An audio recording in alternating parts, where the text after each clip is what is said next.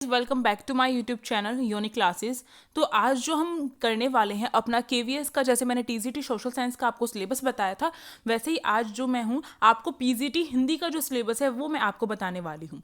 तो देखिए, पीजीटी हिंदी की अगर आप में से कोई भी तैयारी कर रहा है तो उसके लिए इंपॉर्टेंट वीडियो है और इसमें आपको बताऊंगी कहाँ से किस तरीके से आपके जो क्वेश्चन है वो आएंगे, क्योंकि अब आपको पता होगा कि अब आपका जो सब्जेक्ट कंसर्न है वो आपका 100 नंबर का जो पेपर है वो अलग से आएगा। पहले केवीएस में ऐसा नहीं होता था, पर अब एग्जाम पैटर्न चेंज हो गया, सिलेबस केवीएस अपना जारी करता है, उसके अकॉर्डिंग आपको अपनी तैयारी करनी है। तो तैयारी करनी है तो सिलेबस आपको पता होना चाहिए। सिलेबस बताऊंगे कहाँ कहाँ से कैसे कैसे कवर कर सकते हो, वो सारी चीज़ें यहाँ पर डिस्कस की जाएंगी। और साथ साथ मैं आपको बता दूं कि आपकी हिंदी की तैयारी, चाहे वो टीजीटी हो चाहे पीजीटी हो, हिंदी की तैयारी करवाई जाएगी आपकी इसी चैनल पर। तो इस चैनल को फटाफट से कर लो सब्सक्राइब, और साथ साथ जो टेलीग्राम ग्रुप है उसे ज्वाइन कर लो, लिंक डिस्क्रिप्शन बॉक्स में दी गई है। देखिए अब यहाँ पर देखिए, जो आपका पीजीटी है हिंदी का, तो उसमें इन्होंने बताया कि आपकी जो एनसीईआरटी बुक है उसमें आपका एनसीईआरटी या फिर सीबीएसई जो भी आपका पाठ्यक्रम जो यूज़ होता है केवीएस स्कूल में, तो वहाँ पर आपकी कक्षा 11th और कक्षा जो 12वीं है उसकी जो बुक्स लगी हुई है उन्हीं में से आपका जो ये है पेपर आएगा। ठीक है, इसका मतलब यहाँ पर ये है कि आपको 11th 12th तो बहुत अच्छे तरीके से जो आपकी हिंदी सब्जेक्ट है उसे बहुत अच्छे तरीके से करना है। और साथ साथ मैं आपको बता दूँ, इसमें ये भी बताया गया है कि ऐसा नहीं है कि केवल वही चीज़ें आएंगी। अगर आपको वहाँ पर छोटी सी चीज़ जो एक कहानी दे रखी है या फिर आपको कविता दे रखी है, तो जैसे कि आपका मान लीजिए सरोज समृद्धि आपने पढ़ी होगी, जब भी आपने किया होगा, एग्जाम्पल ले रही हूँ, तो आपने हिंदी से किया होगा तो सरोज समृद्धि तो बचपन में भी पढ़ी होगी आपने, 11th 12th में लगी हुई है। आई थिंक हिंदी इलेक्टिव वाले जो स्टूडेंट्स हैं उनके पास लगी हुई है। आपको पता होना चाहिए अगर आप हिंदी के टीचर बनने वाले हैं तो जो केवीएस है, केवीएस में क्या है, हिंदी जो है core subject, as a core subject पढ़ाई जाती है। और जो आपका D++ में क्या होता है, D++ में जो क्लासेस होती है उसमें इलेक्टिव और कोर में से जो चूज़ है वो करवाया जाता है बच्चों से, और मोस्टली जो इलेक्टिव पढ़ते हैं उसमें। पर केवीएस में जो है कोर ही सब्जेक्ट जो है पढ़ाया जाता है, तो इसलिए आपको हिंदी कोर जो है वो कवर करनी पड़ेगी। और इन्होंने साफ साफ बताया है कि जरूरी नहीं है कि केवल उसी स्टैंडर्ड क्वेश्चन आए, क्योंकि आपका जो है, अगर मान लीजिए मैंने एग्जांपल लिया जो सरोज समृद्धि है, तो वो जो है सरोज समृद्धि जहाँ से ली गई है वो पूरी की पूरी आपको अच्छे तरीके से आनी चाहिए, इसका मतलब ये है। और बड़े लेवल का आपके स्नातक जो भी आप करके आए हैं, पोस्ट ग्रेजुएशन करके आए हैं, आप मास्टर डिग्री लेकर आए हैं, वहाँ तक का जो आपकी नॉलेज है वो चेक की जाएगी इसके थ्रू। तो साफ साफ बात यहाँ पर इन्होंने ये कही है। ठीक है, अब एक बार सिलेबस जो इन्होंने बताया वो देख लेते हैं। जो आपकी पाठ्य पुस्तक जो लगी हुई है केवीएस में हिंदी कोर सब्जेक्ट में, आरोह भाग 1 जो है, इसमें जो आपके चैप्टर्स है वो सारे के सारे आपके आने वाले हैं। उनमें से देख लीजिए कौन कौन से।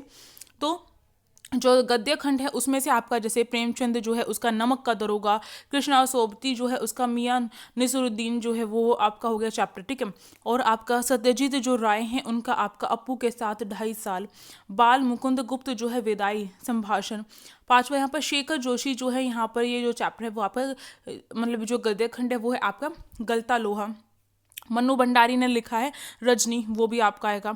और यहाँ पर जो है जामुन का जो पेड़ है वो आपका हो गया, जवाहरलाल नेहरू का भारत जो माता है। ये सारे के सारे जो गद्य खंड है आरोह जो भाग 1 है उसमें से आपके जो है पूछे जाएंगे। ठीक है, अब देखो यहाँ पर काव्यखंड में क्या आएगा। गद्यखंड हमने देख लिया, काव्यखंड का भी देख लेते हैं कि काव्यखंड में क्या आएगा। काव्यखंड में जो कबीर ने लिख रखा है, हम तो एक एक करी जाना, तो ये जो है आपका, ये जो है आरोह भाग 1 जो आपकी बुक है उसमें आपको दिया गया है।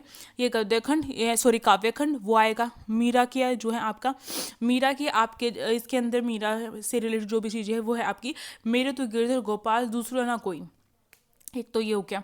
और भवानी प्रसाद मिश्र की जो है घर की याद, ये हो गया। त्रिलोचन का जो है चंपा काले काले अक्षर नहीं चिन्हित, तो ये हो गया। दुष्यंत कुमार का गंजल हो गया। तो ये सारे के सारे जो है आपके, और हे भूख मत मचल, और हे मेरे जूही के फूल जैसे ईश्वर, ये जो है आपके हिंदी कोर का सिलेबस है। और इसमें भी आरोह का जो फर्स्ट बुक है उससे आपके ये चीज़ें आएंगी।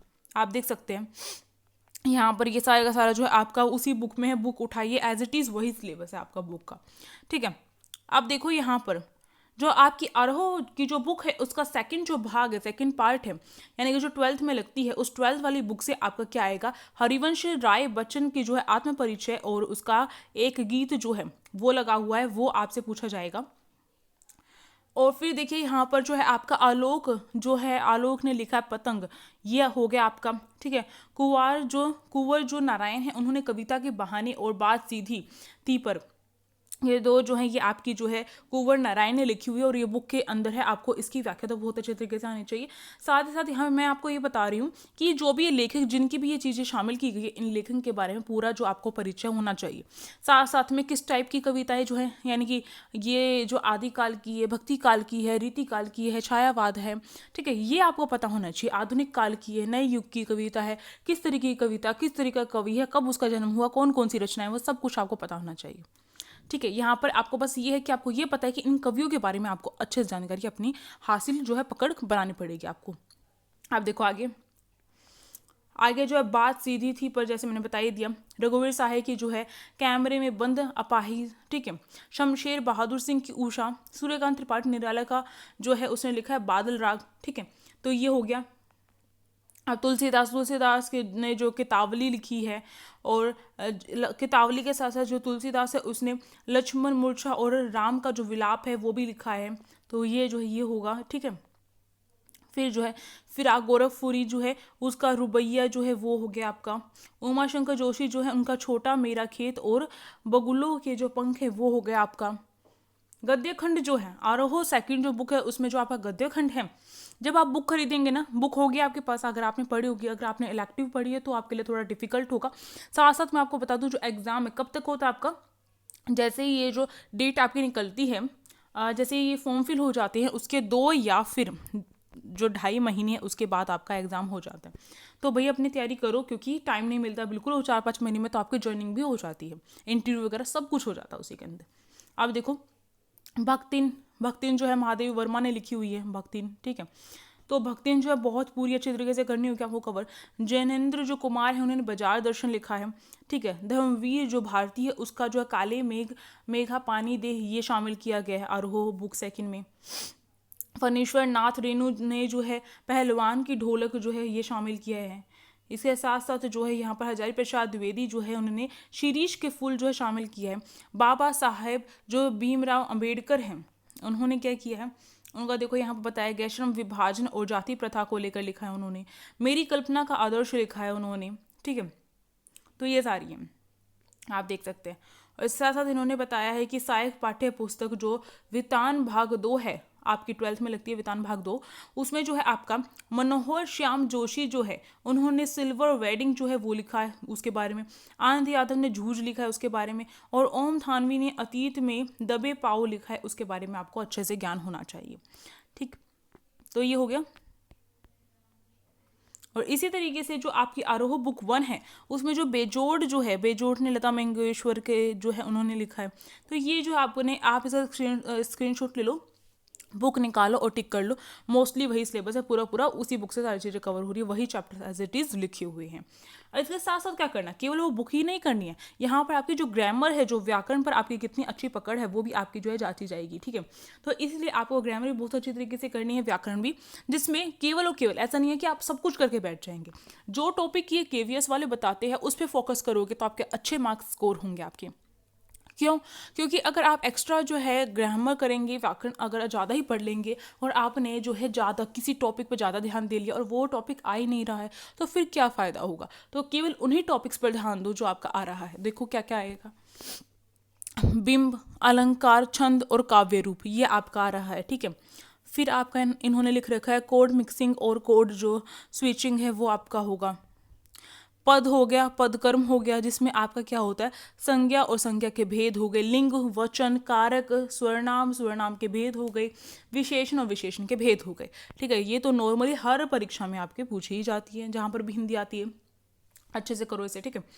और इसके लिए आप जो है जो दूसरे एग्जाम्स होते हैं जिनमें हिंदी आती है उनके जो आप टेस्ट देकर देख सकते हो, अगर आपकी हिंदी में थोड़ी अच्छी पकड़ हो रही है तो, यानी कि अगर कंसेप्ट क्लियर हो चुके हैं तो ऐसे कर सकते हो।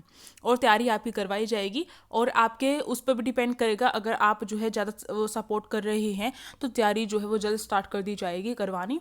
तो देखो यहाँ पे परिवेशन, क्रिया और क्रिया के भेद, वाच्य, अव्यय और अव्यय के भेद और निपात, यानी कि जो अव्यय होते हैं वो हो गए और वाच्य हो गए, ठीक है, इनके भेद करने हैं, इनकी क्रिया हो गई, ठीक है, ये हो गए, और ये जो है आपको ये करने होंगे।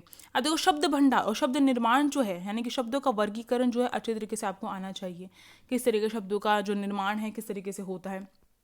फिर आपको जो उत्पत्ति या फिर स्रोत या फिर इतिहास के आधार पर जो विभाजित किया गया है, जैसे तत्सम हो गए आपके, ठीक है, तद्भव वाले शब्द हो गए, देशज हो गए, आगत हो गए, शंकर हो गए, ठीक है, इस तरीके की।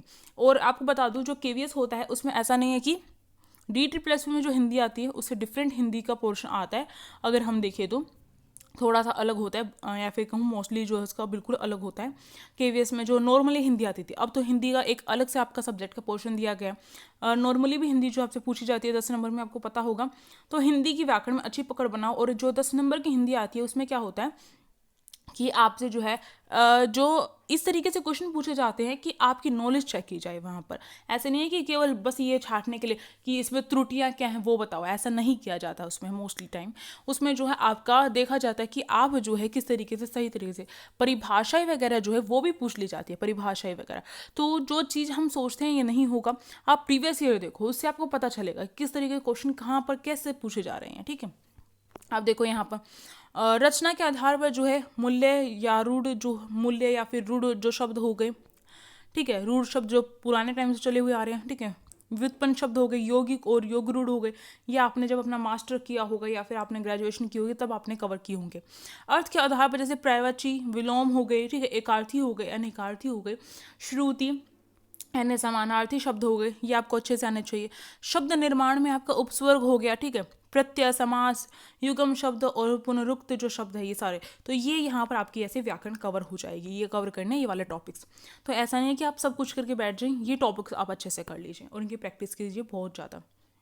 अब देखो अभिव्यक्ति और माध्यम, अगर आपने अच्छे से कवर की है 12th, तो आपको पता होगा कि 12th क्लास में अभिव्यक्ति और माध्यम की बुक लगी हुई है, एनसीईआरटी की बुक है। उसमें जो है आपका 11th में भी होती है, 12th में भी होती है अभिव्यक्ति और माध्यम की, और उसमें जो है वहाँ से इंपॉर्टेंट क्वेश्चन बनेंगे आपके, और उससे वहाँ से बहुत सारे जो है आपके MCQs बन सकते हैं। इंपॉर्टेंट पोर्शन आपके लिए जनसंचार माध्यम जो है उसके बारे में अच्छी समझ होनी चाहिए। पत्रकारिता के विविध आयाम जो है वो देखने हैं, ये सारे जो आपको दिख रहे हैं ये सारे के सारा अभिव्यक्ति माध्यम का जो इंडेक्स है ना वो एज इट इज़ यहाँ पर लिखा है इन्होंने, ठीक है, उस बुक का। जैसे विभिन्न माध्यमों के लिए लेखन हो गया, पत्रकारिता लेखन के विभिन्न रूप हो गए और लेखन प्रक्रिया हो गई, विशेष लेखन स्वरूप हो गए और प्रकार हो गए। वैसे मैंने क्लास 12th की अभिव्यक्ति और माध्यम भी कंप्लीट की हुई है, तो आप उसकी प्लेलिस्ट भी देख सकते हैं, ठीक है, जो अभिव्यक्ति और माध्यम की है, लिंक मैं डिस्क्रिप्शन बॉक्स में दे दूंगी, उस प्लेलिस्ट का जाकर देख सकते हो। और जैसे कैसे बनती है कविता हो गई, नाटक लिखने का जो व्याकरण है वो हो गया, डायरी लेखन हो गई, कथा जो पटकथा है वो हो गया। तो देखो यहाँ पर इन्होंने जो है क्लास 12th तो लिखा है, ठीक है, बट आपको क्या करना है, क्लास 12th के लेवल से थोड़ा सा अपर लेवल पर जाने की कोशिश करनी है। जैसे कथा, पटकथा, इनके बारे में और भी ज़्यादा नॉलेज लेने की कोशिश करनी है। नाट्य रूपांतर, नाटक के बारे में और भी, जैसे नाट्य रूपांतर किस तरीके से कहानी को हम नाटक में कैसे परिवर्तित कर सकते हैं उसके बारे में और भी अच्छे तरीके से जानकारी होनी चाहिए। रेडियो हो गया, रेडियो नाटक हो गया, ठीक, कैसे बनता है रेडियो नाटक उसके बारे में जानकारी होनी चाहिए। और कितने मतलब कौन सी शैली में जो है अखबार की कौन सी शैली होती है, इस तरीके से क्वेश्चन बनते हैं, बहुत क्वेश्चन बनते हैं यहाँ से अभिव्यक्ति माध्यम से। तो यही था आपका सिलेबस जो हिंदी PGT है। और ये देखो कार्यालय लेखन और प्रक्रिया, ये पूरा पूरा वही है एज इट इज़। आप अगर उसका इंडेक्स देखेंगे क्लास 12th का तो एज इट इज़ वही है। तो मेरा कहना यहाँ पर यही है कि आपको क्या करना है, आपको अपर लेवल की तैयारी करनी है। केवल 12th जो है 12th तो आपको एक सहायक के तौर पर लेना है यहाँ पर, ठीक है, अपनी हेल्प करने के लिए जो है इसे लो। और इससे बढ़कर अब जो है आपको अपर लेवल की तैयारी करनी पड़ेगी, तभी होगा कुछ। और फटाफट से अगर तैयारी करना चाहते हो मेरे साथ मिलकर तो फटाफट से लाइक कर सकते हो, वीडियो को शेयर कर सकते हो अपने दोस्तों के पास में। साथ ही साथ क्या कर सकते हो, इस चैनल को सब्सक्राइब कर सकते हो, ठीक है, जिससे कि आपके पास जो है जब भी मैं PGT हिंदी की जो क्लासेस दूं और TGT हिंदी की भी करवाने की पूरी सोच रही हूँ, तो जैसे ही दूँ तो आपके पास नोटिफिकेशन पहुँच जाए, तो ऐसा करो, ठीक है। साथ साथ टेलीग्राम ग्रुप को ज्वाइन कर सकते हो। अब हम नेक्स्ट जो वीडियो होगी उसमें मिलेंगे और KVS से रिलेटेड जो इंपॉर्टेंट जो इन्फॉर्मेशन होती है वो दी जाती है। तो अगर वीडियो अच्छी लगी तो आप लाइक कर सकते हैं, शेयर कर सकते हैं और ऐसे हमारे साथ जो है जुड़ सकते हैं। Thank you for watching this video.